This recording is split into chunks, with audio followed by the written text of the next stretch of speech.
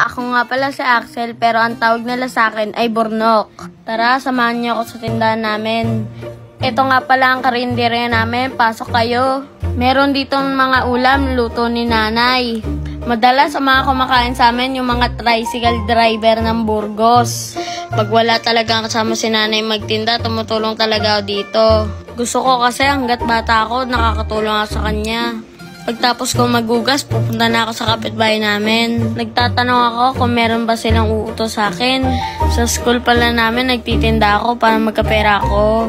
At dahil walang pasok, tumutulong muna ako dito maglinis. Pag may gusto kasi akong bilhin, tinutulungan ko yung sarili ko. Para imbis na humingi ako ng pera sa nanay Dora ko, makatulong pa ako sa kanya. Kaya sa mga batang katulad ko, palagi nyo rin tutulungan ang mga magulang nyo.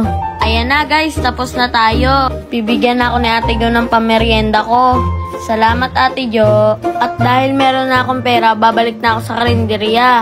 Tinitingnan ko nga pala kung anong kulang sa mga tinda ni nanay. Kaya ngayon pupunta tayo ng palengke. Yung pera kasi na binigay ni Ate Jo, pambibili ko ng paninda ni nanay. Itlog yung bibili natin kasi ito yung malakas sa tindahan namin. Gusto ko kasing i-share kay nanay yung mga nakukuha kong blessing. Dito nga pala ako namamalengke sa Concepcion. Kabisado ko na nga tong palengke.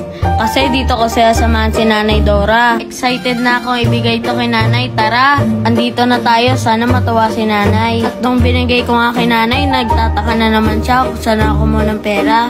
At sabi ko, naglinis ako kay Ate Jo. Wala ka nang itlog niya? Wala. Punta pa nga sana ako sa palengke, kaya lang nandito na pala eh. Ay, salamat! Welcome po nanay, thank you din po sa lahat. Hi guys sa nanay ko guys, follow nyo kami.